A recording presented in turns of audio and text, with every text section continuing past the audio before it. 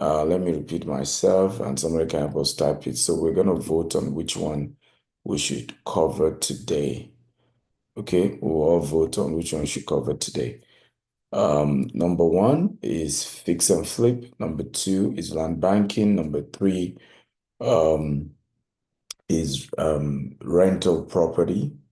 Number four is real estate investment trust, or another word for real estate investment is called syndication, which is basically you're investing your money and you're just getting returns. You don't want to get involved in the, busy process of doing real estate. So you can type your top three. Okay, type your top three, and I'm going to focus on that. So I could say fix and flip, I could say rental, REIT, and flipping by Grace. Who else? Just give me your top three, and that's what I can treat for now. You can get the rest in the book. Go get the book, it's on Amazon. Rental property, fix and flip, land banking. Okay. Somebody else is saying, who else? Let's see. I'm gonna focus on the highest vote. Syndication, fix and flip, land banking. Okay, I can say everybody wants fix and flip. I don't, you got, by the way, I hope you know fix and flip is one of the tallest type of business, right? Emmanuel from California, welcome. I hope we know. Fix and flip is one of the toughest one, really, really toughest one. So, um, land banking, fix and flip, syndication, fix and flip, rental. Okay. Which one again? Let me see. Okay, so from what I'm seeing here, fix and flip, land banking, investment. So fix and flip is number one. Everybody wants fix and flip, so we're going to talk about that today. Number two, I'm seeing here is investment. Everybody wants investment. You don't want to do the dirty work before they call you out, like they're calling me out. Okay. Nobody wants to do the dirty job, but people want to make the money. That's what I noticed. Okay. Everybody don't want to do the dirty job, but we want the money anyway.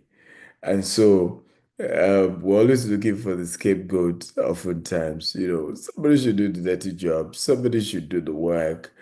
So I'm saying fix and flip, I'm saying land banking, I'm saying investment, and so I'm gonna do those three because those are the top three I've seen so far. Uh, yeah, I think those are the top three I'm seeing you guys um, showing here that you guys want to focus on. So let's go ahead. Let's do the three. So I'm going to start with fix and flip. Mr. Farouk, you need to join the panelist and you need to get ready each of the videos that represent our fix and flip. I think we're going to look at Alabama. We're going to look at Valdosta, example of fix and flip. And then for land banking, we're going to look at Tidwell for land banking. We're going to look at Tidwell. And then for syndication, no, for land banking, let's look at our office, our current office, right? For land banking, we'll look at our current office. So we're going to play a video at some point to show you, because I want to make it practical. So I want to show you what we have currently done in those areas as well. While for, syndication, we look at Tidwell. Okay, syndication, we look at Tidwell. So let's go. Let's go. Are we ready, guys? If you're ready, everybody, you're ready, just type, I'm ready, I'm ready. That's my job. Somebody say, please, can you explain land banking? We will do that. We just need to know which one we should focus the conversation on. You're in the class, I will take my time, I will break it down for you, so don't worry. Don't bother yourself. I got you, okay? At least we have 1 hour together for you to learn and understand these businesses and the business model. So I like to start with fix and flip. Again, someone is saying what's syndication? Take your time. I will explain everyone one by one. So let's start with fix and flip. What is fix and flip? Fix and flip is basically the process of looking for property that is old, worn out property, and then your job is to fix that property and to then sell the property. So you're looking for a property that is bad, worn out, totally bad. You fix it and then you flip it. It's just a basic word. And so from the word fix and flip, right? Bad property, you're able to buy for next to nothing, then you fix it and then you flip it. So there are a couple of principles around it. If you're going to do fix and flip, like I said, I'm teaching you from my latest book, The ABC of American Real Estate Investment is on Amazon. You can go there, you can get it. So fix and flip. Number one, and I think that's very important when you want to do fix and flip, what are the things to look out for? Look for a property that is bad in a good neighborhood. Okay, let me say that again. Look for a property that is bad in a good neighborhood. You must understand that when it comes to real estate, it's location, location, location. And you must get the location right. If you don't get the location right, then you don't have a business. Location is very critical to the success of fix and flip. So everybody type location. Okay, location. So you want to get the right location when doing fix and flip. And so it's a bad property in a good location. Okay, it's an old property in a good location. And don't compromise on the location. And when we say location, we're not just focusing on, oh, it's a fancy neighborhood. That's not what we're talking about. We're saying, for example, what's the nearness to the airport, nearness to downtown. What are the key things that is showing that this is a neighborhood that is just on the rise, okay? In terms of valuation, in terms of potential. So that's the first thing you want to get right, okay? Get right. Number two, you need to find a desperate seller. Everybody type desperate seller. You need a desperate, another word is a motivated seller. Okay, everybody type motivated seller. So you need to look for a seller highly motivated. And what we mean by the concept of motivated seller, we're just saying that you're looking for a seller that is extremely inspired, extremely motivated, a seller that is hungry. And that's your core focus, hungry seller who is ready to make a move. Many times I've seen people make that mistake where we get sellers who are not hungry to sell. They are not motivated to sell. And so you go into a deal and then the negotiation will drag. And why do you need a motivated seller? If you get a motivated seller, you'll be able to negotiate good pricing, right? You want to be able to get the price as low as you can. And that only comes when you have a motivated seller.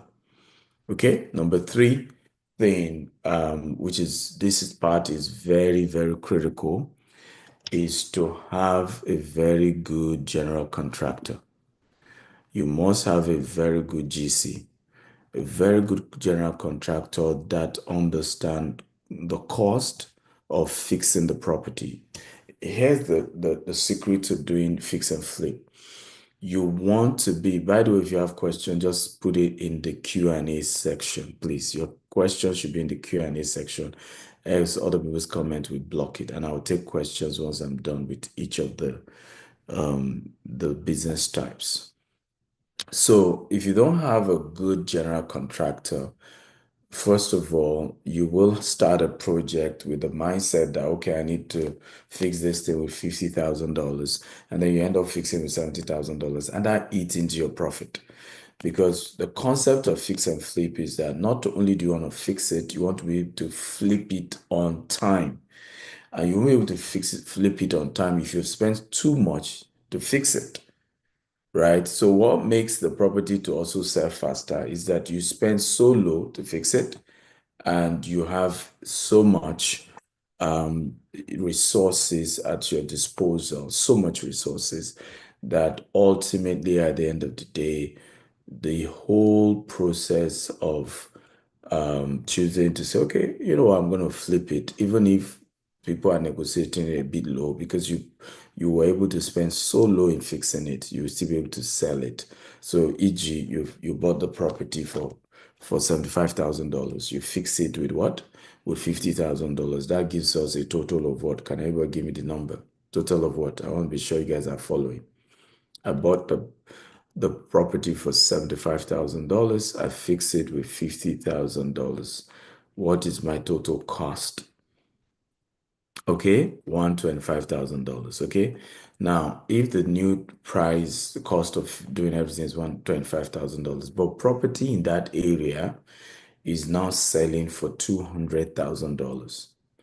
What this meant was that I was really, really able to fix it for a very, very low price. And what the advantage of that is that even if you're offering me $190,000, I will still sell, because in my mind, at $190,000, I'm still making a profit of $65,000, and that's a good one. Number four, under fix and flip, make sure that the seller, and this is very, very critical, that the seller is having to sell it and I think this is very important. The general contractor is able to do it fast. So you need strong recommendation. What other project has this general contractor done before?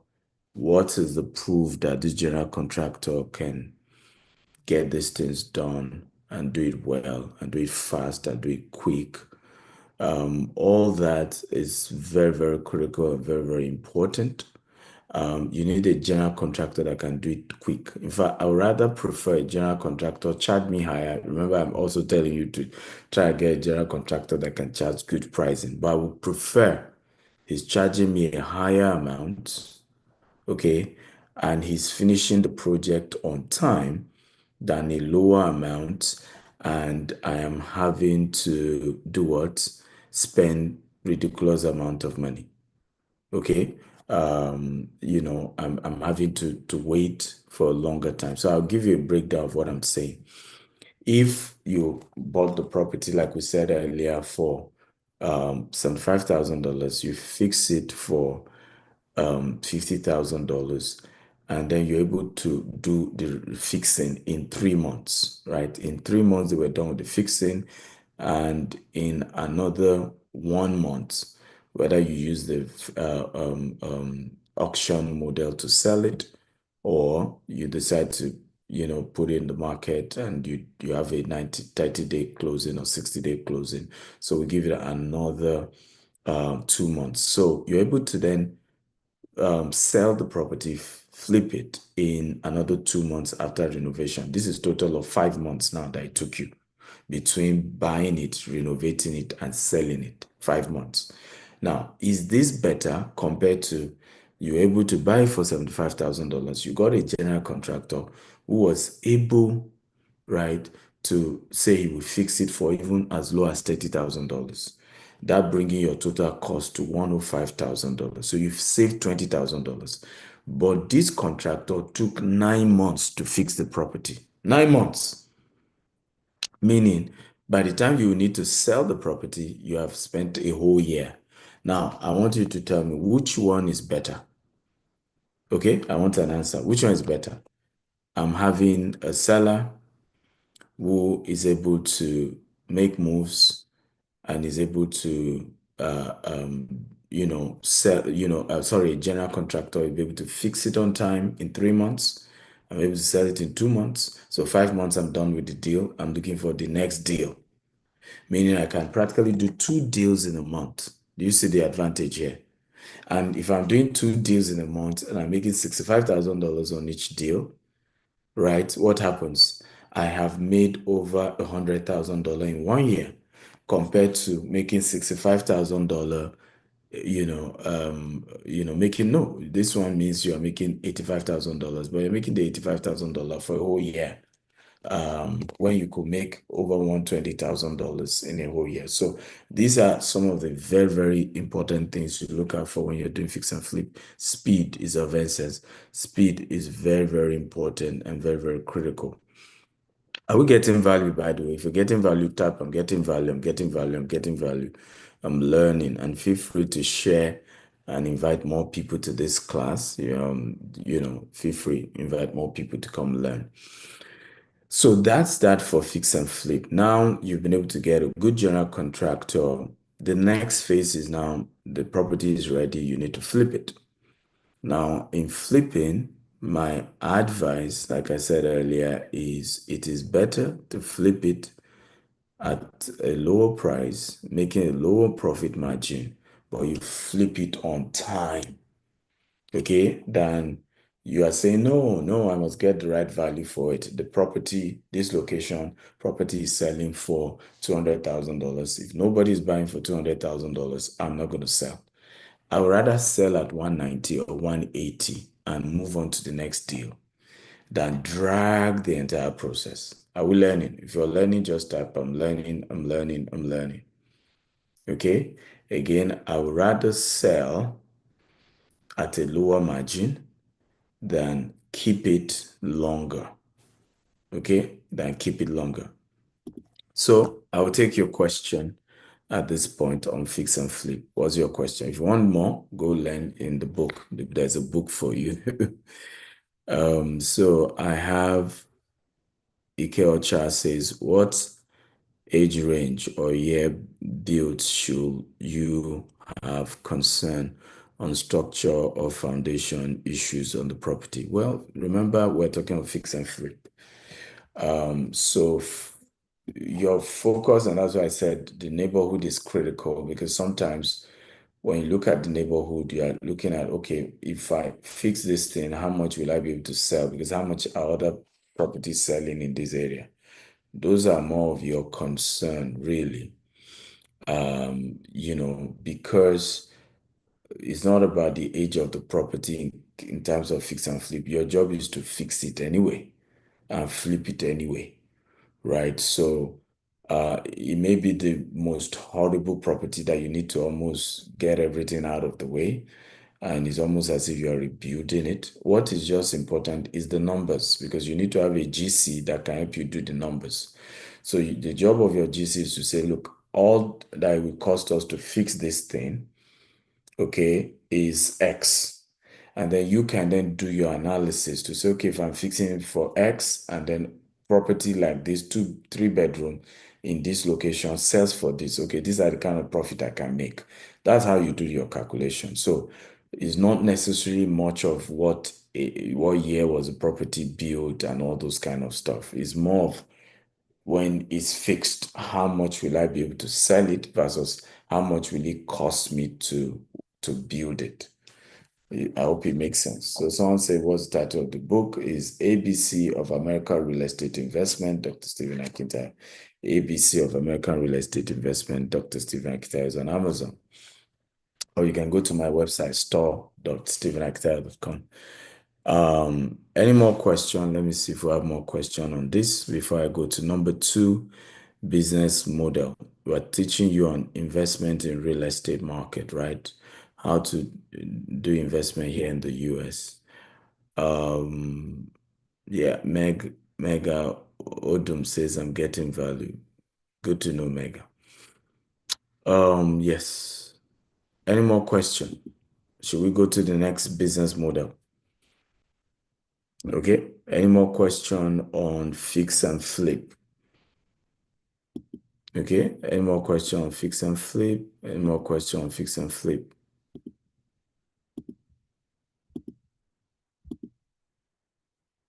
Okay. If you don't have any more question, just type, I'm ready. Let's go to number 2. But before we go to number 2, I want to play a video of one of the fix and flip we did. If IT is ready, with a partner of ours here in the US, and it was a 20 unit of townhouse, 20-unit townhouse in Valdosta in the state of Georgia. 20-unit townhouse, and IT, you can play it. And it was bought and then flip. And what we did, and this is also a very critical aspect of it, you must prepare to rent out, okay, the property immediately, because you may not also be able to find a willing buyer. And the advantage of being able to rent out the property is that even if it takes a longer time to get a buyer, there's cash flow. You're already having cash flow on that property. Okay, there's enough cash flow on the property. So go ahead and play the video. The washing machines and some drawers to keep your soap and all that. Beautiful. This toilet serving, I think, 2 rooms. Okay.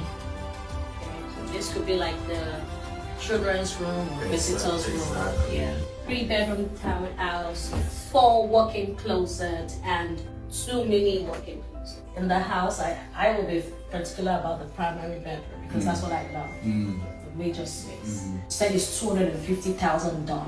Yes. Which in Nigeria is 250 million naira. Yeah. Aside from buying to live, if you want to live, what are the other opportunities that you get having in this house, in this environment? One of the major category of people that we think should invest in this kind of house are investors. People who are doing this because they need access to dollars. You buy a house like this, the current rent is $1,400. And I brought, with me, ladies and gentlemen, no longer doctor, now Professor Helen Paul. Thank you so much for having me. Thank you, doctor. With so many AKs. Plenty. What do you think about Valdosta, by the way? This is your first time? It's my first time in Valdosta and I love it. It's very quiet, good family environment. I love the fact that it's mixed neighborhood. Yeah. It's not just a particular neighborhood. You can kind of say, okay, it's all this color, it's all this country, everybody's together. Yeah. So I love it here. We're doing this virtual open house for you. And the goal is to show you both the internal side of the 3-bedroom, and then we'll still go out to show you the outside. So this is the living room, and it has an open kitchen. Okay, so the kitchen is next to the garage. Okay, so from the garage straight to the kitchen. So that's it.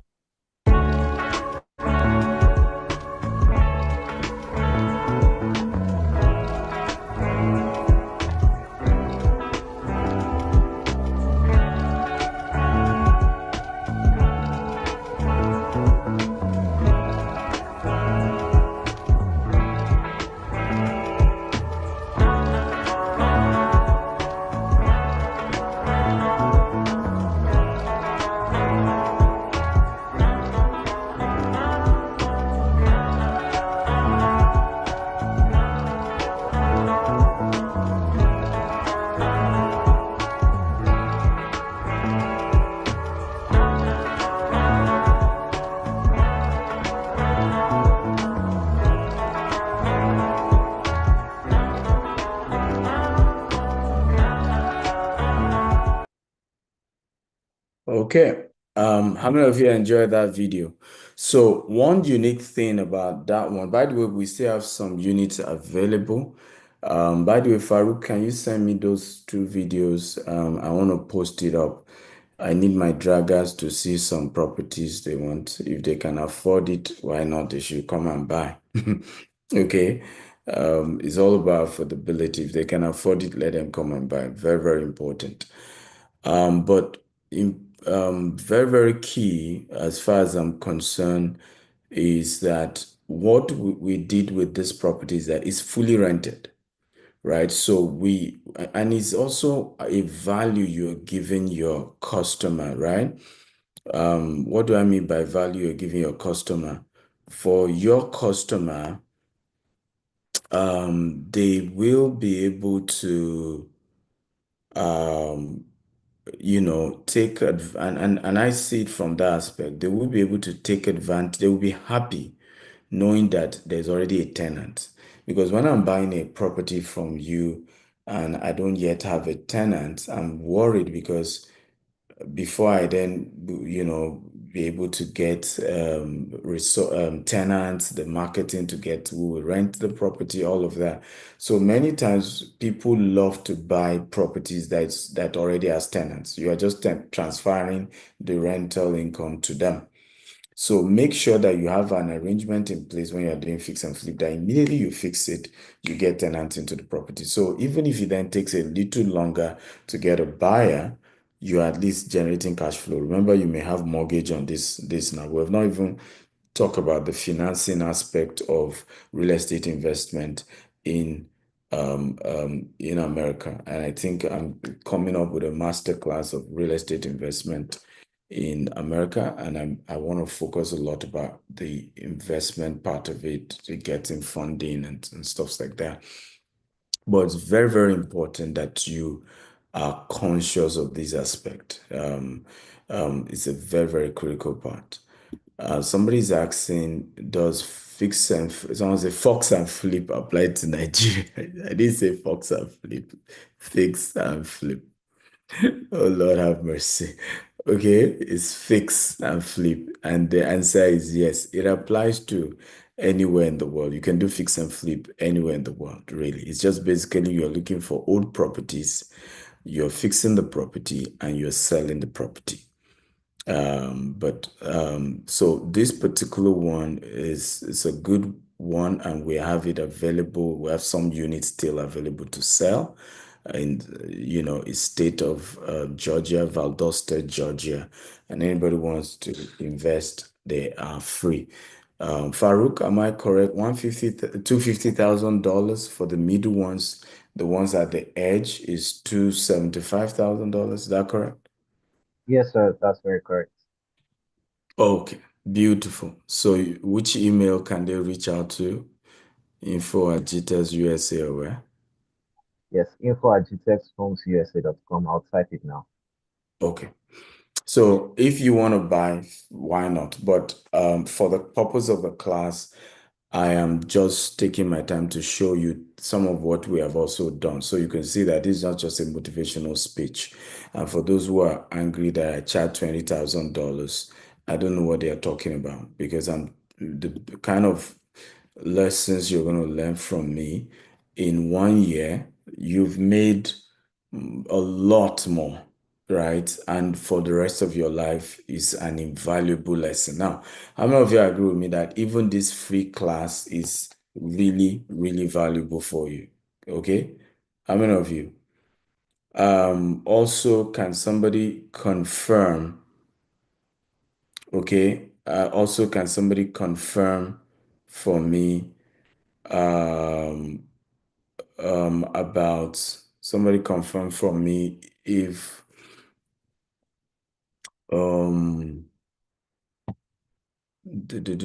I need the email. You're not posting the email. Okay, the email is info@gtexhomesusa.com. So you can send a mail if you want to make inquiry. But back to my conversation, it's important to know that the value you're getting, even this one you're getting for free, you hardly will get such for free. These are things you have to pay for, to get. But we're making it available for free because it's not just about money, it's also about adding value, right? Of course, I want to make money, but I also want you to get value. That's very important to me. So are we ready for number 2, business model? Okay, for ready. Are we streaming now on Instagram?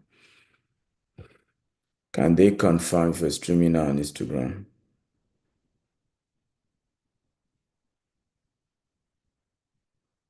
Okay, I'm told we're streaming also on Instagram. That's fine.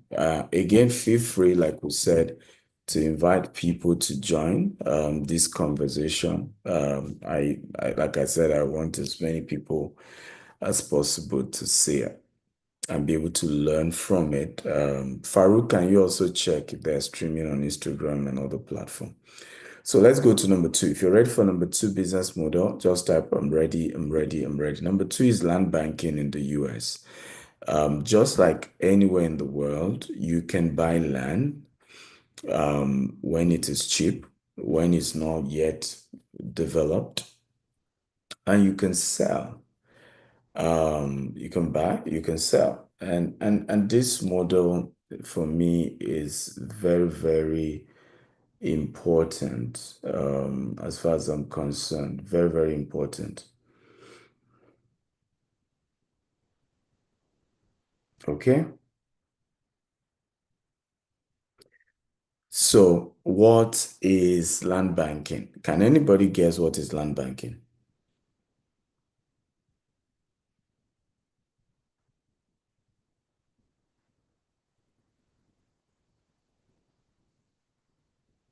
Okay. What is land banking? Can anybody guess? What is land banking? Buying land and keeping it for the future sale. Okay. Who else? What is land banking? I want to read your comments as well. I love a very interactive class when I do, I love very engaging students. What is land banking? Land banking is the practice of buying, massive long-term strategy. Investors wait for land over time. Okay, somebody says investing in high potential land, allow time to drive up the value and sell. Beautiful. So I've seen very good answers defining what land banking really is. I'll go further to break it down for you. Land banking is the process of land aggregation for the purpose of investment or development. And that's the definition I like the most. Land banking is the process of land aggregation for the purpose of investment or development. So basically, you're buying land and then you are adding, and why we use the word aggregation is because there are lands I buy. Maybe the first time I bought it, um, it was just a portion, and then over time, it continues to increase in number, right? So it's the process of land aggregation for the purpose of investment or development. And I want you to know that when it comes to land banking, there are two pathways. I buy a land, I keep it for some years. I see there's value in it. I can then sell it, and that's the option of investment. But I can also keep it for some years and develop it. Keep it for some years and develop it. And this is very, very important. And for me, one of the most powerful things that I see when it comes to this whole land banking conversation is that, and this is very, very critical. One of the very important things that I see with the land banking conversation is that if you are smart, you will do both the two together on the same land. And that's the unique thing with us at GTEx. What we try to do is a unique model to say, when we buy land, we'll buy it, keep it for a while, and we'll sell some of it. And we'll also develop some of it. Okay? So we try to divide our lands into two. Half of it we're going to sell so that we make some money. Half of it we're going to develop in the future. So sometimes I laugh when I get all this, oh, you've not built houses enough, you've not done this, so how many estate have you finished? First of all, you that you are talking, hey, do you even have 1 acre? And it's funny how your enemies are not even 1% your size, and they're still telling you that your size is too small. Do you see how bullies can be funny? A bully is not 1%, okay, as good as you are, but is questioning how good you are. It doesn't just make sense at all. Your energy should be to try and, how many of you agree with me? Shouldn't your energy be to say, can I also do something with my life? Isn't it? But you see, when I then descend into I'm not doing anything with my own life, guys. My life is a mess. But no, no, no, your life is not good enough. I'm just here to prove to you that your life is not good enough. that shows that there's some mental health somewhere. Okay, will you agree with me? Okay, that shows that there's some mental health somewhere. There's definitely some mental health somewhere because when I see people who have done what I haven't done, rather than criticize anything, I want to focus my energy to say, wow, can I do my own version? Of course, maybe my own version would be a lot better. Maybe my own version would be a lot smarter, and I'm just going to make some adjustments. But I admire that this person is way ahead of me. This person is doing something I'm not even able to do yet. Okay, so our model at GTEX Homes is to say we're going to buy lands. When we then do land banking model, right? We're going to buy land. We're going to sell half of it to other people who are interested in also doing land banking, right? And so that we have keeping the land 50% of it. Those who do land banking with us are also keeping 50% of it. I hope we're learning here. And together, we are all able to move into the future together. And that may take us another 10 years before we start building, or 20 years before we start building. But we know what we are in for. And that is how we do land banking. And you can do that. Now, you can choose not to do what I'm doing, where you just buy the land and after 5 years, you flip the entire thing. Or you just buy land, after some years, you develop the entire thing. It's up to you which model you want to do. But one of our best business model is called land banking. It's worked for me over the years. Is what has allowed us to scale like this without having enough capital. In 15, 17 years, we've not borrowed a dime in the Nigerian business landscape. We've not borrowed a dime.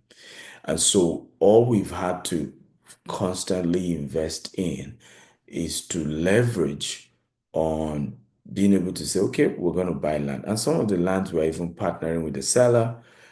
Some of the land we're buying it outright. But it's been a model that has worked, and only a fool doubts proof. Do you agree? Only fools doubt proofs. Only fools doubt proofs. Only fools doubt proofs. However, also in doing land banking, you could be clever enough to say, what value can I be generating from this same land while the land value keeps going up till I'm ready to do development on it, right? What value can be accruing? Okay, what value can be accruing while I work on, the fact that I'm keeping the land for a long time and it's going to go up.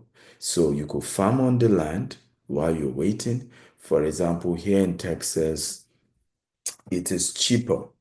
In fact, once you get agricultural exemption, you know, tax, instead of paying as high as $100,000 on a 100-acre property, you'll be paying as low as $1,000. Can you imagine that? So you could just say, hey, I'm going to farm on it. I'm going to lease it out to a farmer, get agric exemption. That way I'm not paying ridiculous tax. Um, Alternatively, you could, in the model we're going to be showing you very soon, it could be a land where you say, you know what, we're going to build an office complex so that we have an office somewhere, and we're going to leave the rest for future. And then in future, when we have the resources, we're going to develop it, right? So that is how land banking works. I hope we learned from this. Do we understand land banking now? If you understand, type I understand. If you don't understand, just say I don't understand. The same way in the bank.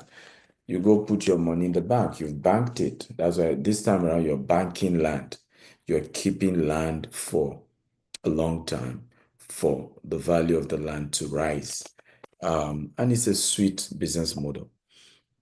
Arinze Aman Nekwe says, what advice do you have for students in the US interested in real estate? Well, being a student does not limit your ability to do investments, and that's what you need to understand. Being a student limits your ability to work, but not investments. It doesn't limit your ability to do business. It doesn't limit your ability to do investment. And that's why some of the biggest billionaires in America started when they were on campus. That's why some of them are even dropouts. Okay. Because it was while they were on campus, they started business. And if you ask me what's my advice to a lot of students, start a business. I started my business on campus as well, right? Start a business. There's nothing as powerful as starting your business. Nothing as powerful as that. It is huge. So I hope I've answered you. Being a student does not in any way, right, stop you from doing a business. It doesn't. Okay, any more question? Okay, while Farouk, can we go ahead and play the second video we have? So this one shows our current office here in the US. Okay. And so a portion of it is an office, while another portion of the same place is left for land banking. And we're hoping that in 3 or 5 years' time, we'll build another massive, we're hopefully going to get a permit and build a massive co-working space, which is the goal that we have for the place. You can play it IT if you have that. If you have questions, remember on this land banking and how land banking work and how you can try land banking, you can go ahead and put it in the Q&A section, and I'm going to give you an answer. So Ike Ocha question is, in the process of land aggregation, what model have you seen that yield the best result? Best leverage, outright purchase, or partnership with the owner? Good question. Oh, I think the only student I have in this class is Chukwuka, and I think it's because he's from the eastern part of Africa who have natural instinct towards business, okay? So one of the things I noticed about the trolling that took place last week about me charging $18,000 for coaching, I realized that it was actually more from people from my side, right? There were more, I'm from the Yoruba ethnic part of Nigeria, and it was more from the Yoruba ethnic part. And I'm not surprised because the the Yoruba ethnic tribe wants to be professors, want to be accountants, wants to be white collar, right? It is the Igbo ones that want to be entrepreneurs, right? I didn't get much trolling from the Igbo ones, and so I'm not surprised. The only person who's engaging me in this class amongst those who are Nigerians, we have others who are not Nigerians anyway in this class, but the ones who are engaging me more amongst the Nigerians, right? The only Nigerian engaging me as much as possible is Chukwuemeka. So, and I like the question is asked, and it's an important question that you need an answer for. But IT, if you have the video, play it, then I answer after the video, right? IT, do you have the question? IT. And somebody says they are jealous and suffering from inferiority complex. Uh, you know. So I thought Farouk, do you have that? Right? We had a video with a drone from the office. I think I started from inside the office, came out, and we had drone footage. Do you have it, Farouk? We'll play it later in the class. I think it's quite heavy, so they're unable to load it up. We'll try and shrink it down. So how many minutes do you need? Maybe after the next one, we'll play. Oh, it's taking that long? Okay, move fast on it. You already have an idea of what you're also going to play for the next one, so please move fast on it. But let me take your question. So I think it depends on the partner you're dealing with, okay? There are certain partners that really, really are good partners. And it also is important to have a very good contract in place, right? At what point do we flip? How do we flip it? What is the approach? Um, you know, and that is very, very critical. You want to structure it in a very proper way. But sometimes I agree with you that the outright purchase can give you a lot of peace of mind because hey, I'm done. I've I've gotten it. It's out of the way. Because human beings can be complex and really, really complex, and anything can happen. But if you're good at mastering relationship, you can manage relationship well. I think partnership is easier, and sometimes also where you are. If you have all the money to do outright, then do outright. If you don't have all the money to do outright, and you may need to start, okay, with a partner, go ahead. I do both. Okay, I do both, but I can tell you that truly I do more of outright than I do partnership because I'm also very careful. And even when I do partnership, it's usually more of maybe a long-term agreement on the payment, right? So I could go into partnership and say, hey, dear seller, okay, I will need to pay you all the money in another 1 year. Okay, but I'm allowed to go ahead and sell and get investors into this deal. Okay, and if the seller agrees, we're in business together. So I do that as well.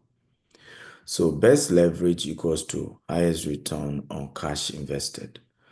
So what's your advice for someone starting out, rental property for cash flow or land banking?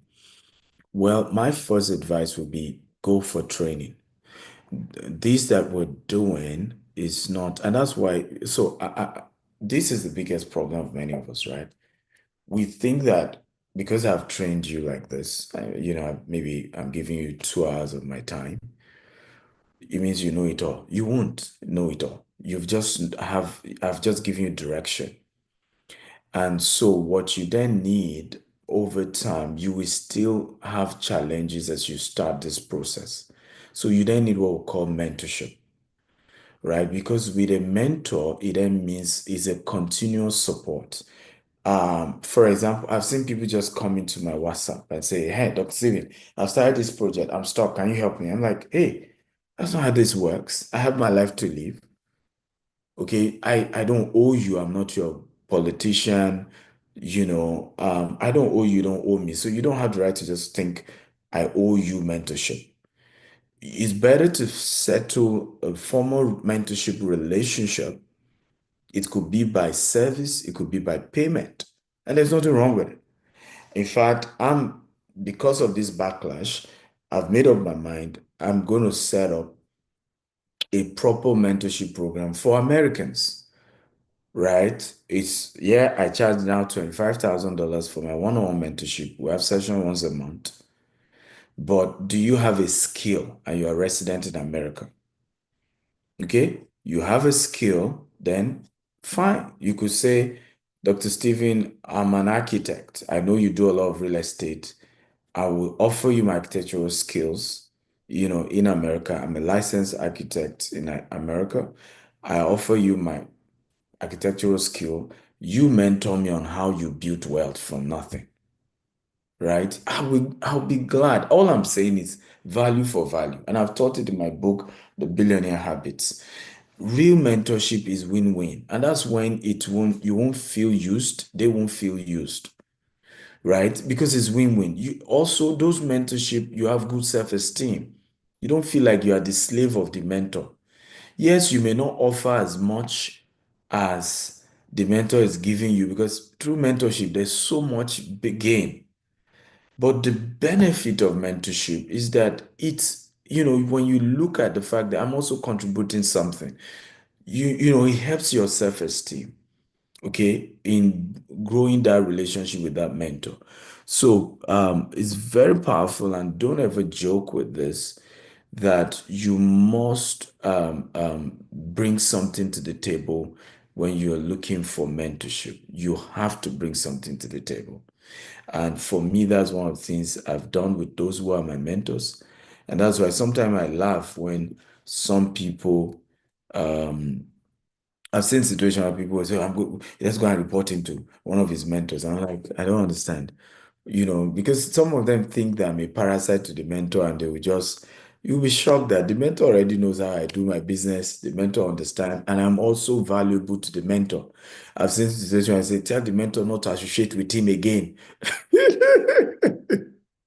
You have no idea, okay, how deep the relationship is. And that's the point we're saying. Because if there is no value in it, are we learning here? In the course of doing business, you will run into trouble. And if you didn't build a win-win relationship, why should a mentor be on your, stand by you, okay, in your most vulnerable moment? You've never added value. You've just been taking and taking and taking, right? So very important. Please make sure your mentorship relation is win-win, because ultimately you make money. Forget, in one of the testimonies in Doha that my mentee was sharing, in 1 year, this man said his move, the last valuation they did, they already worth 2.5 billion in less than 1 year. And he didn't account for other expansion they had in less than 1 year of mentorship. And then somebody think that it's too much for me to ask for $20,000 for such. I'm turning you to a multi-millionaire in dollars, and is wicked for me to demand some of that, and you will never. Now, out of his 2.5 billion, is he giving me anything? No, it's his business. But to enter the door, to make sure it's a healthy relationship, and if you pay attention. You will not value, some of you will not take advantage of what I'm teaching you today because you didn't pay for this class. And I've made up my mind, once in the next few, and I mean it, I'm even announcing it officially, and whoever will drag me officially from, I think this month, from June, I'm no longer doing free training, whether it's virtual, whether it's physical, never again. No more free training. If you want free training, then invite me as a church, as an organization. I'll come. And then, of course, you pay for me to speak. And you can then subsidize and make it free for your participant. But no more free training. Because it's the reason why we're not making progress. Everybody just wants something for free. And anything of value comes at a cost. I didn't know this for free. I paid both in training and in experience to know what I know about land banking. True of us. Okay, so what are the major risks associated with land banking? Paul is asking. The risk of obstruct investors' drive for their business. I don't know what you mean by the risk of obstruct investors' drive for their business. I don't know what you mean by that. But the first part of your business, there's a lot associated with it. Number one is that there is investors' fatigue. So some of your investors can get fatigued because yes, they knew what they were coming in for. It was land banking, but at some point they will be like, any rumor can pop up, right? And say, hey, those lands are not legit, or somebody can go up anything. And so it prones you to that, fact that if you have, particularly if you do it at a large scale like I'm doing, anybody can drop a rumor and your investors are scared. But aside that is that there could also be fatigue where they've been on the property for like 3 years or so and they want to give up. Now, legally, they can't hold you, but many of them may want to blackmail you. And so you have to be conscious of that particular aspect of things. You also have what the risk of permits, right? So you may go into a land banking deal thinking, you know what, I'm doing this land banking. Maybe max in 3 years I get permits, and the permit can take 5 years, right? And there's cost, particularly in the US, for holding a land, except you take the agri exemption because you are going to pay tax, you're going to pay all of this. And in many cases, you may, except you buy it outright, then you have peace of mind. So in some cases, it may be a mortgage where you're dropping 200%. You take institutional investment for the remaining 80%. So all of these are factors that are critical to consider. And then next is what do you do to secure your land banking model, particularly when government policies are not constant? Well, have multiple options, and that's back in Africa. In here, I'm teaching for US. So today's class is more for US. So government policies are very stable in America. So you don't have that problem. But in Africa, you want to have multiple locations so that you have options. And that's what we have done. So if there's a challenge with this particular property here, you have options to move people to another. Olayemi says, what do you do to seek? Don't know, I've answered that. It seems everybody has so much question for land banking. NGOs are beginning to diversify funding sources because of limited foreign aid. How can an NGO into the real estate and land investment does Selecta Foundation partner with other NGOs on SDG? Training wise, yes, we do. We partner with other NGOs when it comes to training, but not necessarily for investment. We just focus on education and training and things like that. You're right, NGO funding is going down and down. Under Trump, you're not going to get a dime from the US.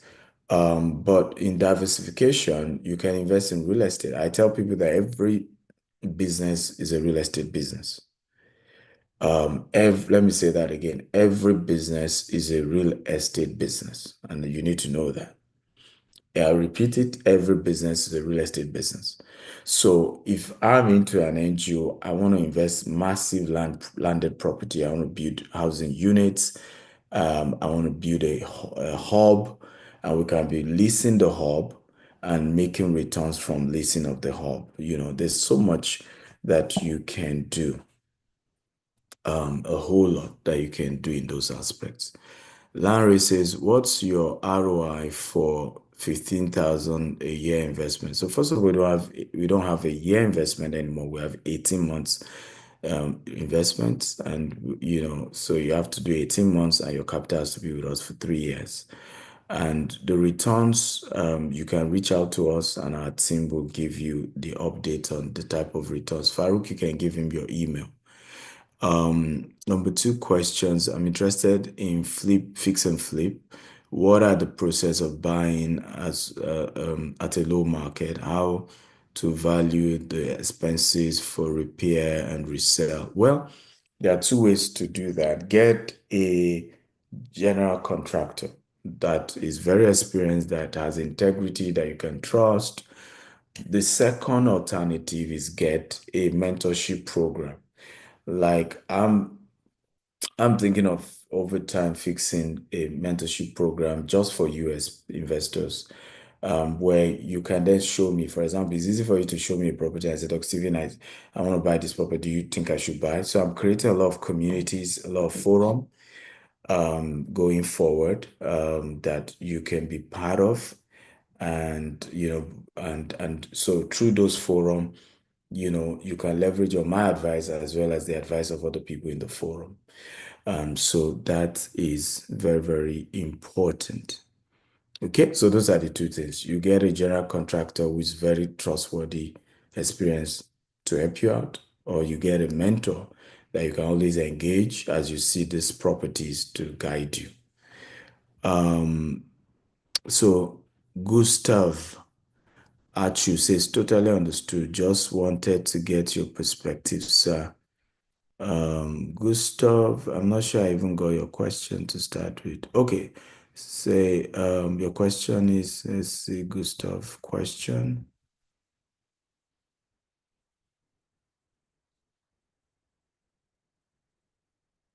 Totally understand. Gustav, I'm not sure I got your question.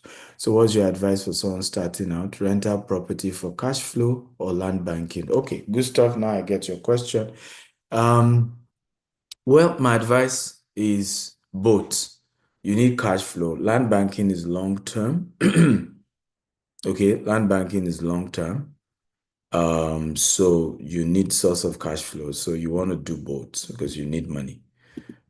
So my answer would be just do both. Okay. Do land banking, do rental income, because you need cash flow. And in this part of the world, cash flow is very critical. Okay. Joe Mickey says he wants to invest with us. Joe, send us a mail. Farouk, can you drop your email for? So I want to say this going forward as a result of the cyberbullying I experienced online.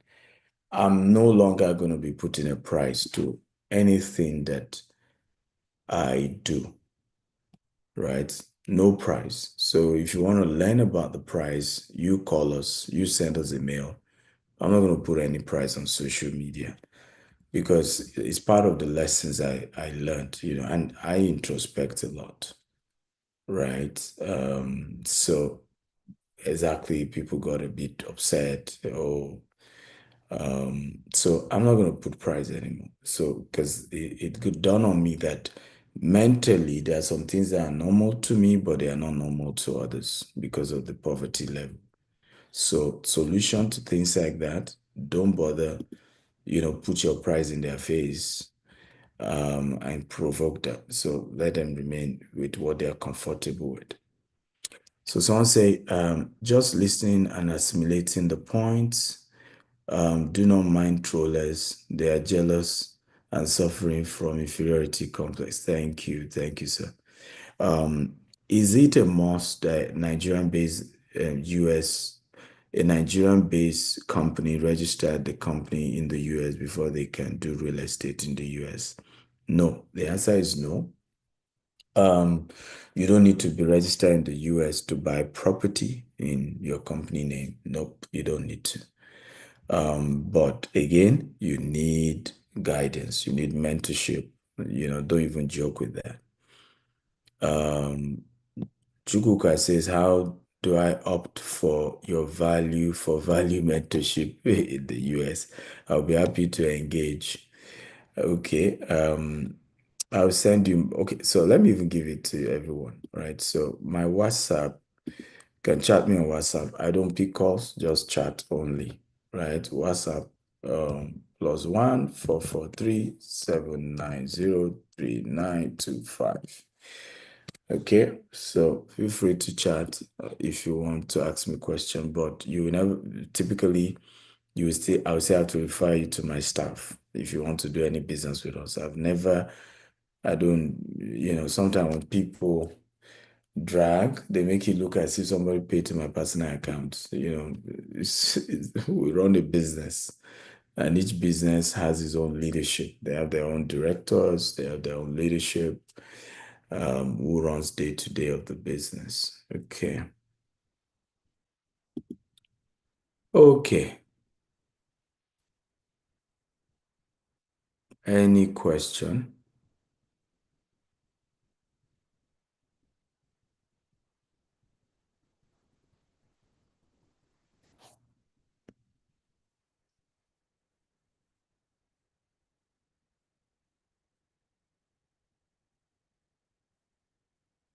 Any question? Okay, if there's none, are we ready for number three? If you're ready for number three, type I'm ready, I'm ready, I'm ready. If you're ready for number three, business model we're looking at today, just type I'm ready, I'm ready, I'm ready.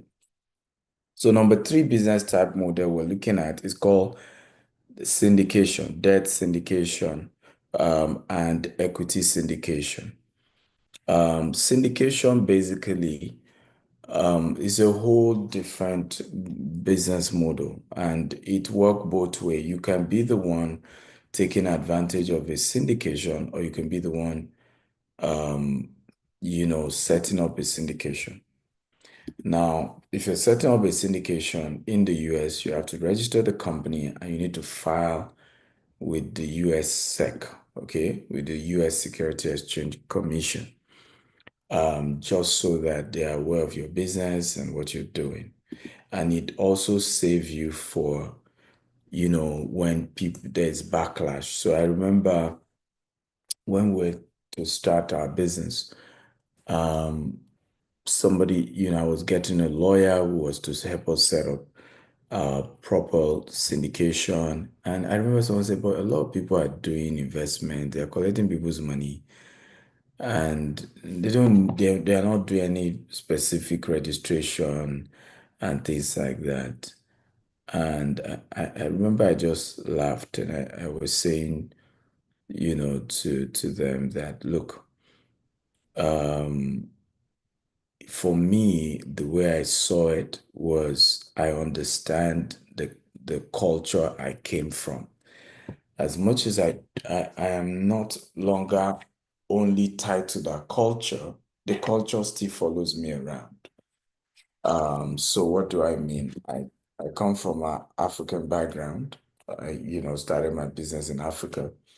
As much as I live in the US, have businesses in Dubai, UK, all of that, I am still largely surrounded by Africans, and they are always having that, looking up to me and young Africans. And so that sometimes constrain me to a lot of things, a whole lot of things. And I wish it doesn't, because there's so much to do, but sometimes you're just wondering, oh, my people won't see it that way. Um, you know, where I come from, their perspective to life and the way they see things. But for me, I'm happy that I just said, you know what, I want to register properly, because one day some people can gang up and be trying something funny. Okay. And when they try it, they will realize that I'm locked and loaded. Okay. And so when you are from African descent and you want to do business, you need to be 2, 3 steps ahead, because there's likelihood that your people wouldn't get what you're doing and will come after you. And it's an African thing. You're not going to be the first. Even African American face the same thing. Martin Luther King was celebrated when he was dead than when he was alive. When he was alive, it was all about gossip and rumors about him. Um, as much as he has his huge followers, but there were a lot of blacks who just felt this guy is the one putting more problems for black people. And so you need to understand um, your limitation as a person of color trying to do business. Your biggest weakness is not a Caucasian, it's not the whites. Your biggest problem is a black person like you. Many black people are not used to other successful black people like them. It's a problem for our people. Okay, so when you're setting up a syndication, which is supposed to be a tool for raising funds for your real estate investment, make sure you have a good law firm that you engage and that will help you set up properly, legally, that syndication. That way, no matter how anyone tries to drag you, do all manner, they're going to fail, right? Because you are in good standing with the law. And that is a very, very important aspect. Um, and now to you trying to take advantage of a registered syndication to building wealth. Now, people who try to do what we call real estate investment through syndication are individual who, maybe for tax reasons, maybe for the trouble, I mean, it takes tough skin to do real estate. Come on, guys. I tell people, if you can do real estate, then you can be the president of any country. Okay, and Donald Trump is a proof of that. If you can succeed in real estate, you can be the president of any country. Because in the course of doing real estate, you'll have fought with the law, or you have had to get lawyers, you'll have, gotten fined from regulators. You will have dealt with customers that are angry. You will have dealt with rumors about you. Okay. I don't know if you know that Donald Trump, for example, there were more rumors about him even before he became president, right? There were always one thing or the other. So you must be prepared that these things are going to be there. But if you know what you're doing, you will literally suck it up, and each move strengthens you and make you a bigger, better person. You're a phoenix. And it's going to work in an unusual way in your favor, right? So understand this very, very well. Now, back to the conversation of taking advantage of debt syndication. There are two types of debt syndication you can leverage on to build wealth in the real estate sector. We have what we call equity syndication. Can we all type it? Equity syndication. And then the second one is called debt syndication. So we have two types of syndication, equity syndication, and then we have debt syndication. I say it again, equity syndication, we have debt syndication. Okay, and I hope everybody is learning, and I've always argued that you need to learn. Very, very important, because if you don't learn these things, if you go and invest, you will easily, succumb to fear. I've never been scared of investing in Nigeria, for example, because I understood how land banking works. And so whether Nigeria economy has crisis or not, I was very solid.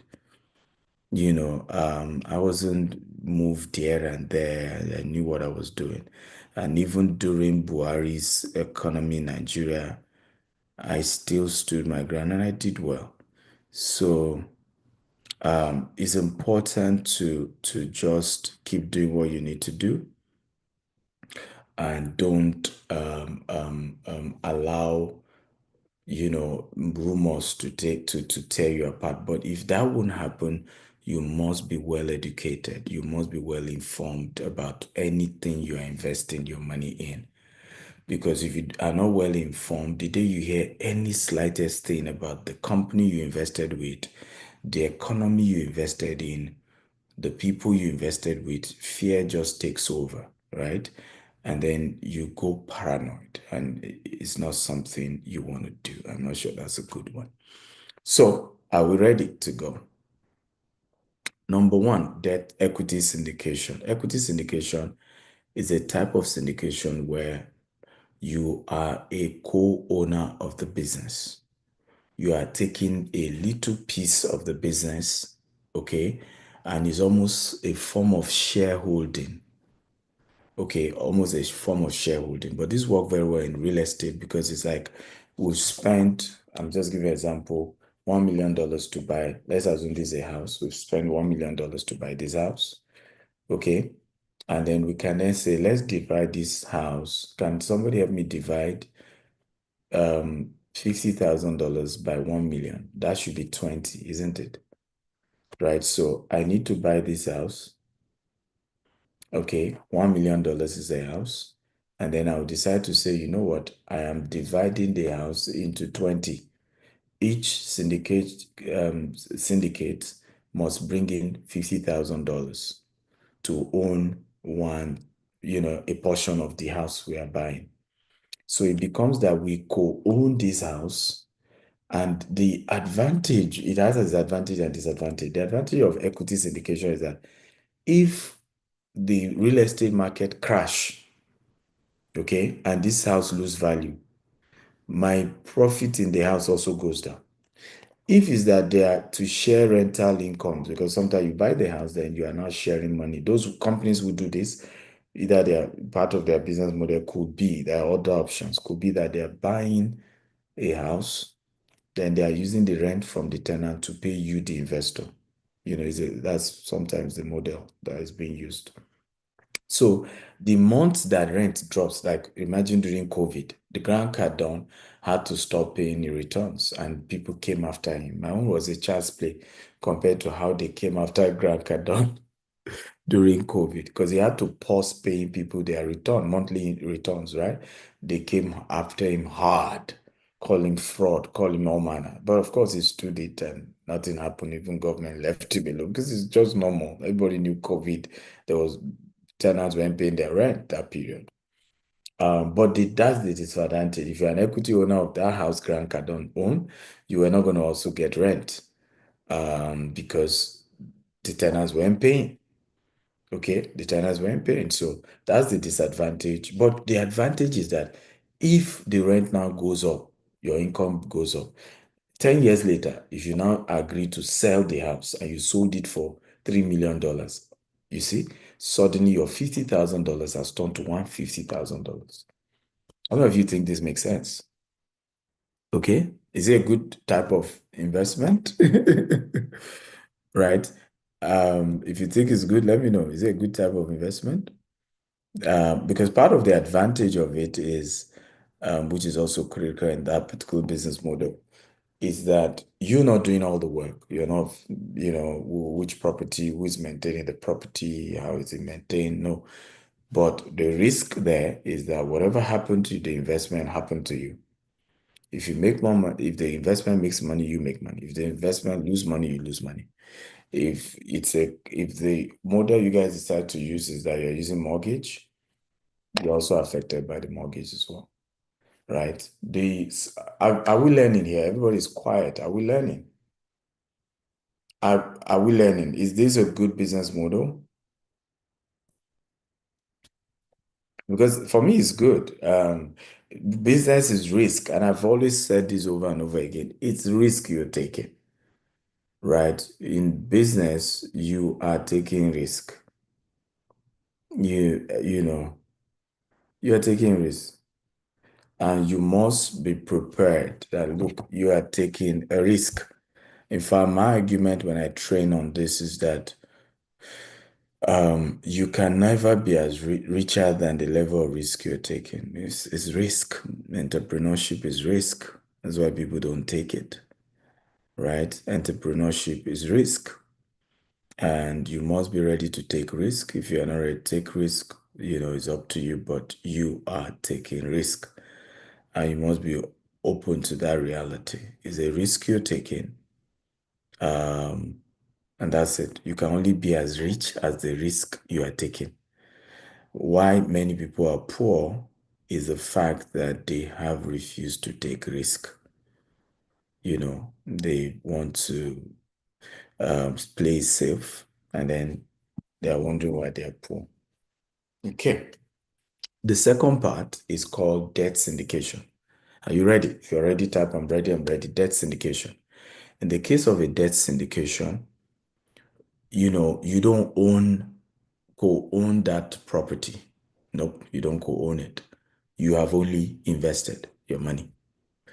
And when they then make profit, irrespective of what they make, they've agreed to give you a portion of that profit. Okay? They've agreed to give you a portion of the profit that they're making. So what does that mean? So let's use the same model. They want to buy this house. Let's assume this is a house. And then this house is going for how much? It's going for $1 million, right? Like we agreed. The same model. They ask everybody to say, please invest $50,000. However, for your 50,000 investment, we are giving you 10% every year or 5% every 6 months. Or we're going to be giving you, in our case, we do 18 months so that, because we know that in our case, we double two things. We try to buy a land with permit, we try to build, and then we immediately now try to rent it out. So that process can take us 18 months, in our case. So same model, you buy, you build, you rent out. So we can say to you, okay, in every 18 months, we are promising to give you, our dear investors, we're going to be giving you 10%. Because it's 18 months, we may increase it and say we'll give you, 14% every 18 months. And this is a debt, so it's a loan. So it's none of your business much compared to, it's still your business, so don't get it twisted. But by law, if that company declare bankruptcy, they will sell all their assets and they will have to pay you first. Are we learning here? They have to pay you that invested in debt before they pay those who are equity. I hope this makes some sense. So you are seeing the risk here. So the advantage is that because you are not an equity owner, there's a limit to the liability that falls on you. Do we understand, guys? If you understand, if you don't understand, you feel free, use the question box to just ask questions, right? So because you are not co-owner of that property, you're immune from some of the stuff that is going on. So whatever happens is not everything that is on you. And that's how that works. However, another disadvantage is that you are limited to the profit. So if they go ahead and make way more profit, it's still going to be that 14% that you're getting, right? So you see how it has an advantage, it has disadvantage, because in the equity one, if that property goes ahead and make, 300%, you're getting the 300%. But of course, if everything disappears, you lose everything. Okay. But in the equity, in the debt syndication, because it's some form of loan, the best they can do is to tell you, give them some time. And if for anything they declare bankruptcy, what happens is that they're able to, the court will sell all their assets and distribute to you, the debt syndicator, first before the equity guys. I hope this makes some good sense. But this is one of the best ways to make a very safe, sound investment. I always make that recommendation. It's one of the safest way. Safe, sound investment is one of the safest way, and I encourage people to try it. It's a very good one. Kenny Showumi says, with syndication, you can also lift more than what only you alone can carry. Absolutely. I mean, but for you as an investor, I'm talking of debt syndication as an investor now. You as an investor, the benefit of debt syndication or equity syndication generally is that you don't need to bore your head with how do I buy land? Where do I buy? Which is the right land? Which is the wrong land? What if I lose my money? What if something goes wrong? Okay, because you are. But Farouk, is the two videos ready now? So we play it and I'll take all the questions. Is it ready? Yeah, they are ready, sir. So you just played it too. So go ahead and play. So those are the advantages when you're doing syndication. You are protected from all the, at least you are not having all the headaches. Okay, so the first video we're playing is a debt syndication project we're working on. And we're going to start construction on this. We're doing 24 housing units on this. And the goal is to rent it out. We're not selling it. We're keeping it for 10 years. So those who are investing with us, is 18 months, or more. We're a bit behind, but we hope we can still finish the housing in 18 months. But in 18 months, we're hoping the property is ready, the houses are ready, and we start generating rental income. And out of the rental income, we're giving the investors, okay, what they invested with us. And for us, the benefit of this is now that we're able to further proceed and keep getting the rent. And in 10 years' time, we will sell the 24 units, and then part of our profits, we will then use it to refund everybody who were part of the money that we used to build the property in the first place. So most of those investing with us here are investing 5 or 10 years with us. And so we know it's a long term. And these are also mistakes people make when they want to do funding in real estate. Many go and look for short-term fund. In real estate, make sure whoever is giving you money is ready to give you money and keep that money with you for a long time, else you're going to be in trouble. Okay. So let's play the video. Go ahead.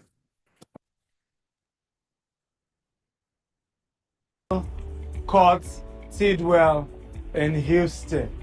Here we're building 24 units apartments, and it's going to be used, of course, for short lights for people. We're facing Exxon Mobil petrol station. It's a new place developing fast. For us, it will be a cash producing assets for the next 10 years, and 10 years later we intend to sell it for a lot more. Costing us about $5 million to build out, and then we're hoping we'll be able to sell for over $10 million 10 years from now. The goal is to be able to provide cash flow for our investors.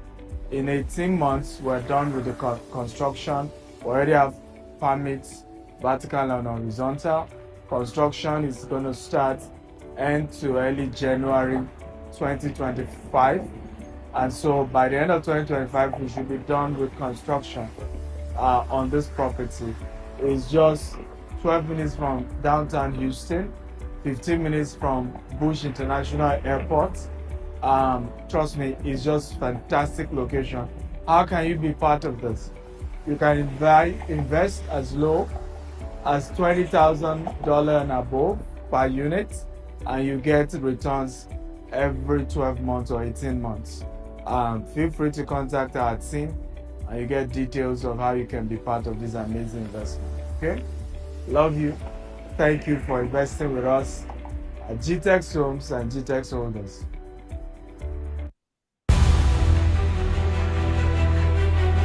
This is how it's gonna look like when we're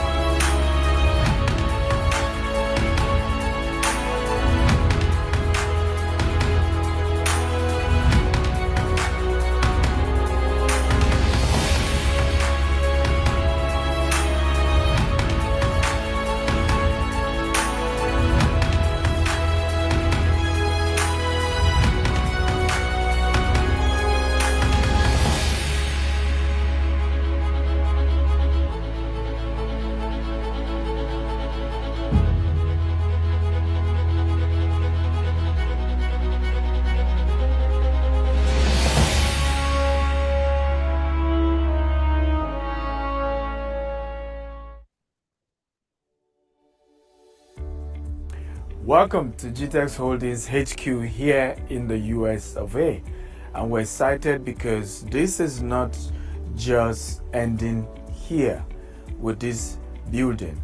Opposite us, we intend to build a 6-story office complex. And of course, we hope over time we grow bigger and bigger and bigger. The beautiful thing is, as we expand with our $200 million expansion here in the US, you can join us and invest with as little as $20,000.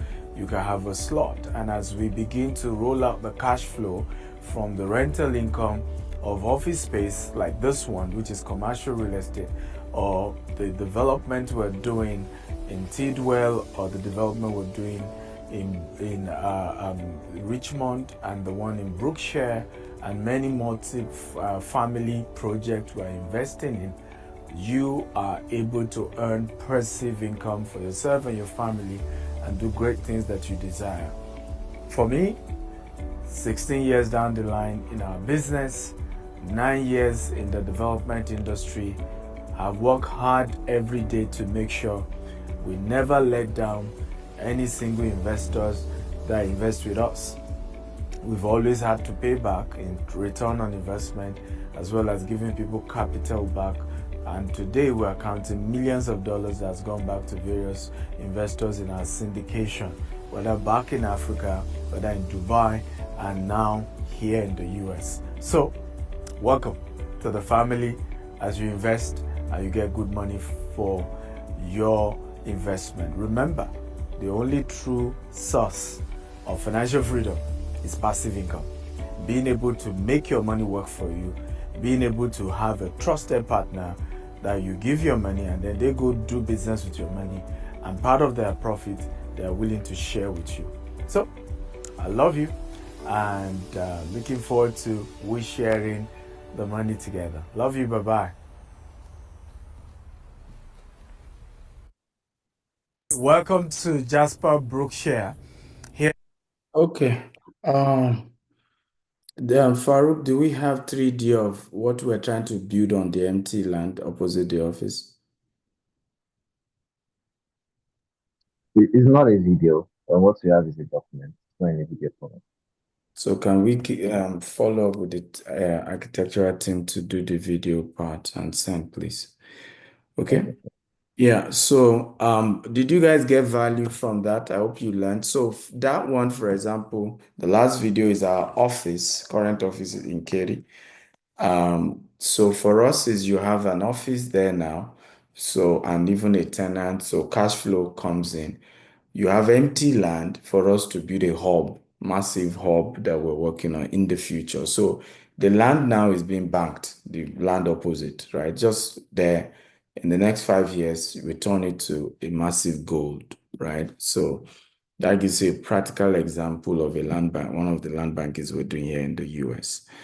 I'm ready to take your questions now, whether for the syndication of, for the syndication. I think I've taken enough question for the first. What's the first thing we learned? What the first business we learned? Can somebody type it? The second business we learned. And here is the last business we learned, which is syndication. So any question as we try and wrap up in the next 15 minutes? It's been 2 hours now.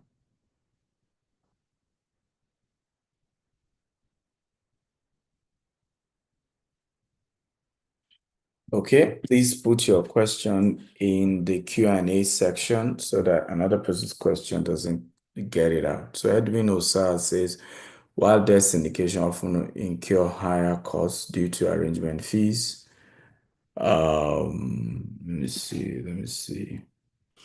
Due to arrangement, legal expenses, administrative expenses, charging, making it more expensive than traditional loan, it is a way to structure or negotiate the facility to reduce this cost. Is there a way to structure?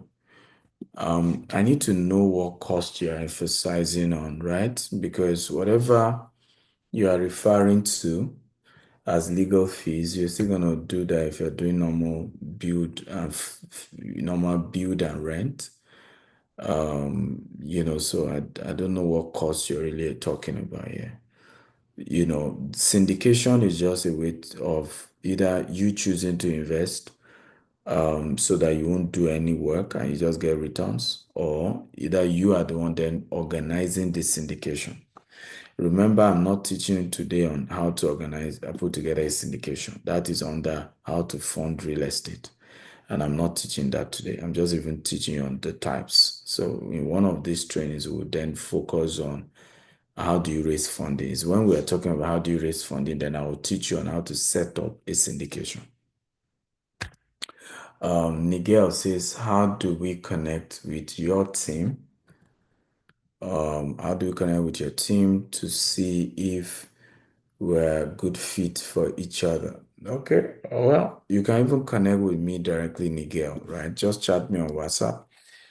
If I know what you want, then I know which of my team members I need to send you to. So 443-790-3925. Okay. And then the team's email, if you're reaching out to the team, is info@gtechsomsusa.com. Any more questions? So syndication in Nigeria, do I need to register with SEC? Yes, you need to. Either you register with SEC or you register as a a microfinance bank or you register as a cooperative. So we are a registered cooperative in Nigeria, while in the US we filed with the SEC in the US. Okay, so you know, I think it depends on which one you want to go for. So does debt syndication always get back their money and expected return in spite of loss incurred in the business? It depends on who you are dealing with, right? For us, for example, we've faced some tough time in our Nigerian business, right? So, for example, I got dragged last week because we have a coaching program that goes for $20,000. And in the bid for whatever is the goal of those who are behind the attack, they went after some of our businesses. And, and it was easy to go after one of our business, which are our land banking business. So some of the land banking clients in December, we wrote to them to say, you are owing us because we had billions of money being owed. Some of them bought land 5 years ago, 8 years ago, right? And didn't pay for development fee. We call something development fee. That money is supposed to be used to do fence and infrastructure. And so we said, well, to make peace, if you can't pay up within a certain period, we'll refund you everything. We'll do everything to you, right? If you can't pay up within a certain period. And we wrote them. And rather than people come back and say, okay, fine, I will either pay my development fee or I want my money back, you then see some of them being coerced to attack the brand. And so you could see that in that case, what they don't understand is that the money we used to buy those land were from some of our investors, isn't it? Now, if they don't pay their money, some also paid for part payment for land and stop paying the rest. So that then affects your ability to pay these syndicates who are giving you money to go and be getting the lands in the first place. But despite all of that, we have still remained resolute. All we have told most of the syndicates in our Nigerian investment is give us some time and you'll be shocked we've been paying them, including their capital, including their returns on investment.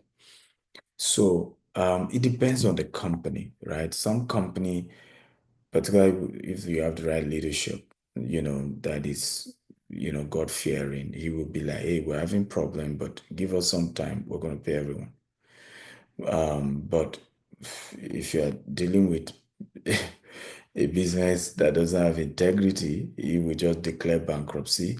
But like I said, in the case of bankruptcy, the advantage is that they will sell all the assets of the company and then they will pay you, the debt syndicator, first.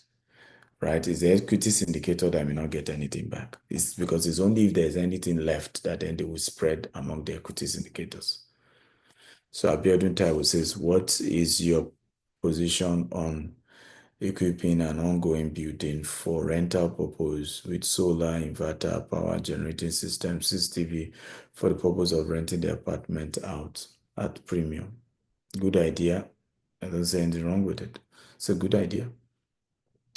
Ebube says, for the 10-year debt syndication in the US, do you have to sell the property as exit? Can you still hold the property and outright buy the property? Well, you can do that, but you need to pay people's returns back.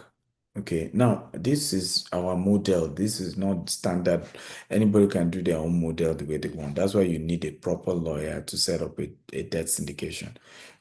Typical lawyer may charge you $25,000 because all this will be in the proposal. But we try to do like 10 years. That's the vision. We want to do 10 years.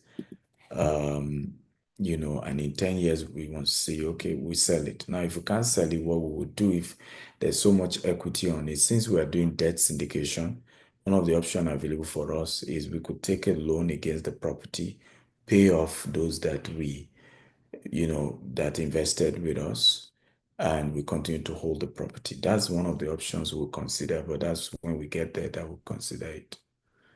Okay.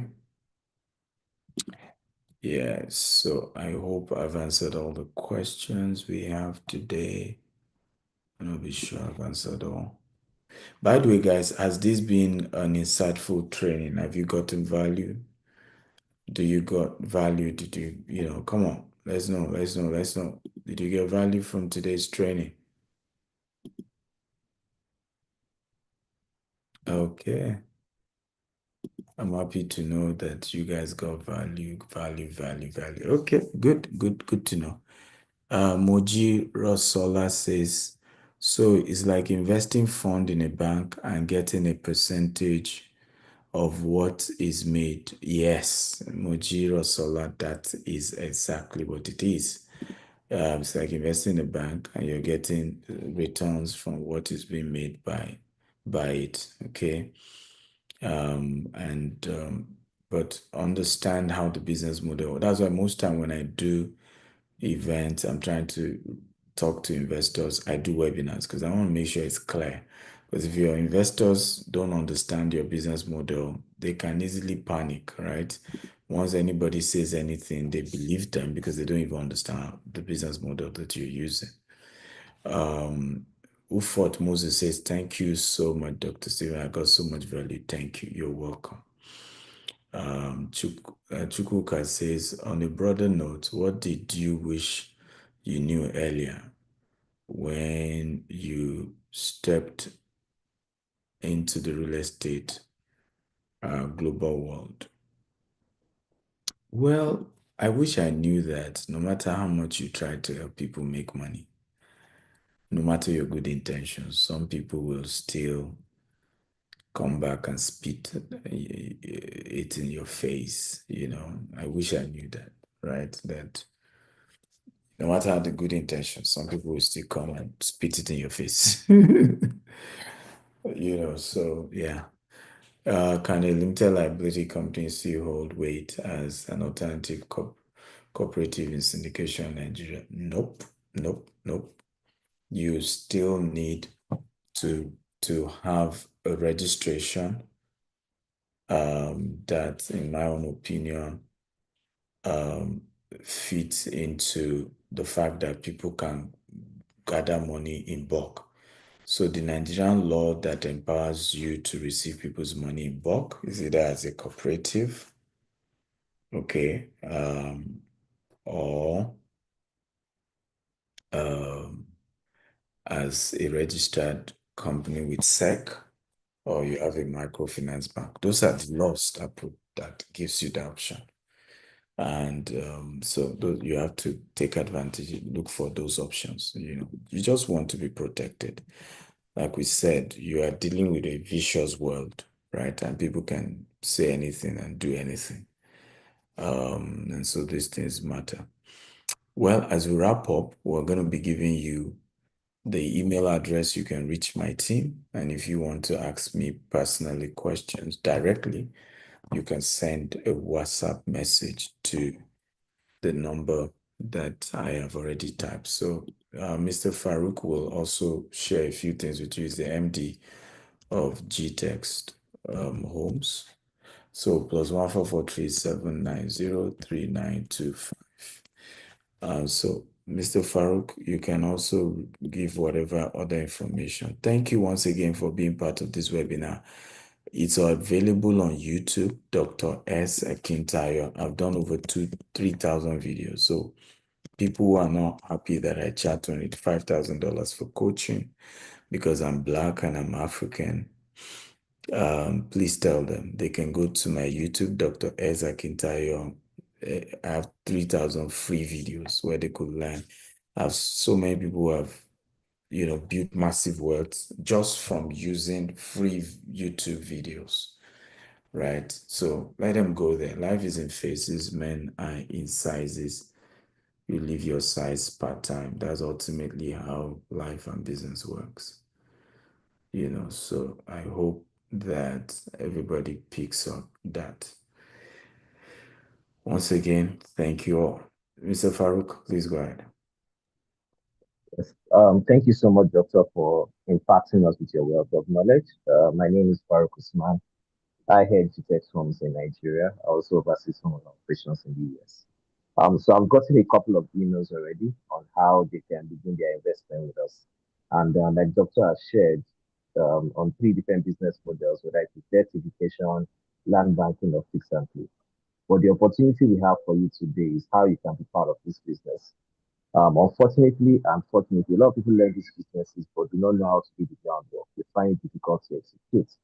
And the best way for you to do is to partner with people that are already in the business so you can make from when they make.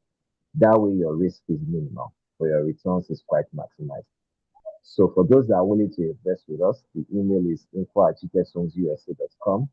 And the minimum investment we take at the moment is $20,000. But for those of you on this webinar, we're willing to do a discount of allowing as low as 15,000 just to start off. But again, the higher you invest, the more the ROI.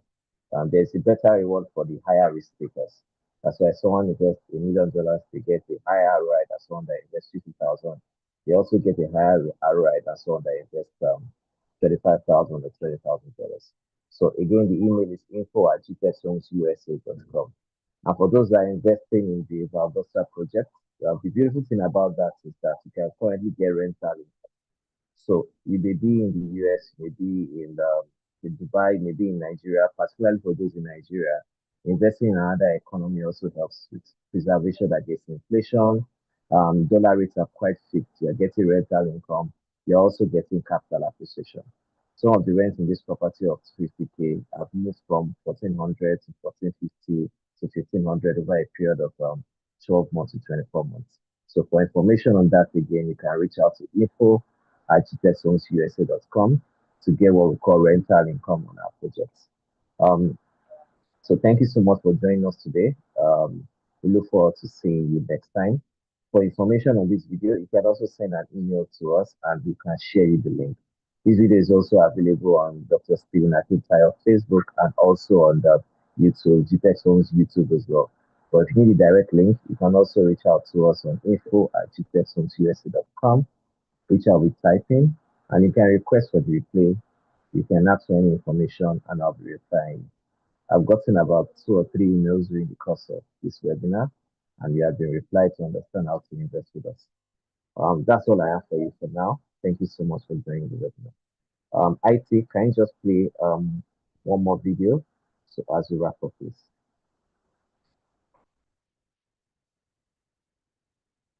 IT, are you with us?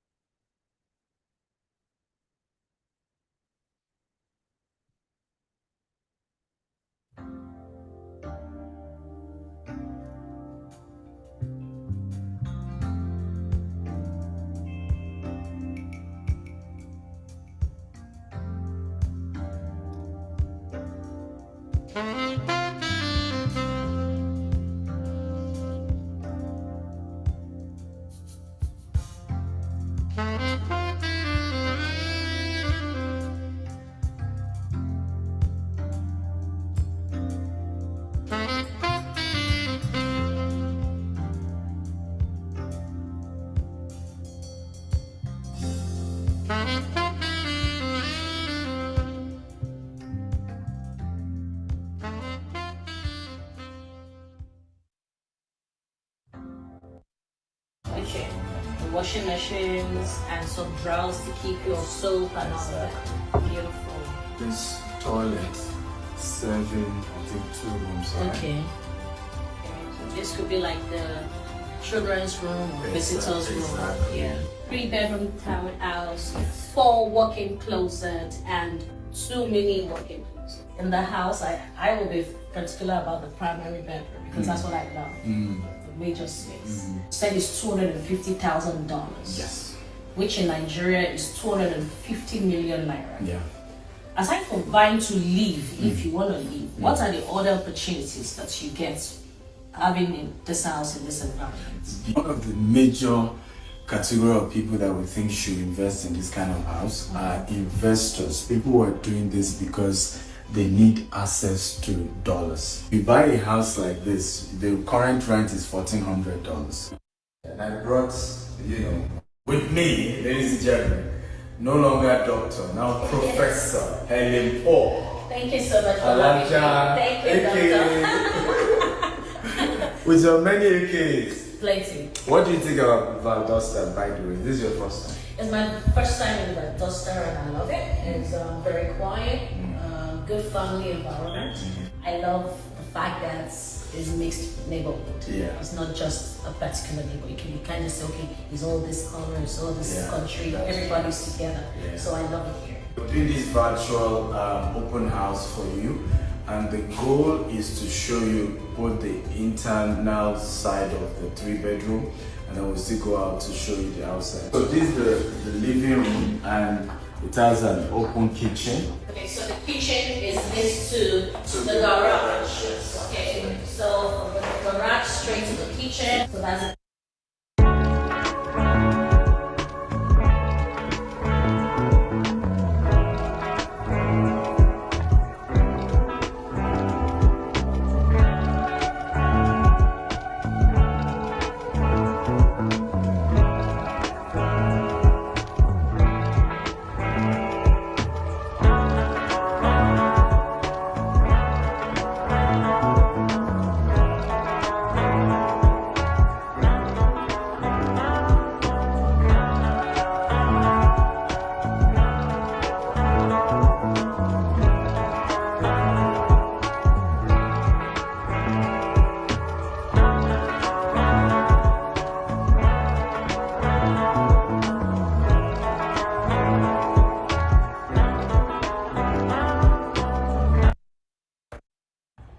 Hey guys, welcome to Beryl Court Tidwell in Houston. Here we're building 24 units apartments, and it's going to be used, of course, for short lights for people who are facing Exxon Mobil petrol station. It's a new place developing fast. For us, it will be a cash producing assets for the next 10 years, and 10 years later we intend to sell it for a lot more, costing us about $5 million to build out, and then we're hoping we'll be able to sell for over $10 million 10 years from now. The goal is to be able to provide cash flow for our investors. In 18 months we're done with the construction. We already have permits, vertical and horizontal. Construction is going to start end to early January 2025, and so by the end of 2025 we should be done with construction on this property. It's just 12 minutes from downtown Houston, 15 minutes from Bush International Airport. Trust me, it's just fantastic location. How can you be part of this? You can invest as low as $20,000 and above per unit, and you get returns every 12 months or 18 months. Feel free to contact our team and you get details of how you can be part of this amazing investment. Okay? Love you. Thank you for investing with us at GTEX Homes and GTEX Holders.